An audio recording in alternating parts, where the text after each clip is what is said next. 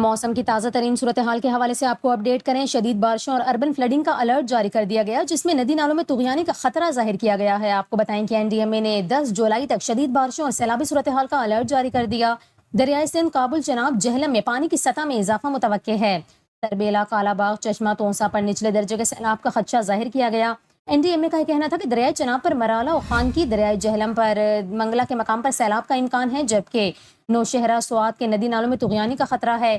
شمال مشرقی پنجاب میں درمیانے درجے کے سیلاب سے پیر پنجال نالے متاثر ہو سکتے ہیں، جبکہ ڈیرہ غازی خان، راجن پور کے پہاڑی نالوں میں بہاؤ میں شدت کا امکان ہے، جبکہ لاہور، گجرانوالہ، سیالکوٹ اور راولپنڈی ڈویژن میں اربن فلڈنگ کا خطرہ ہے۔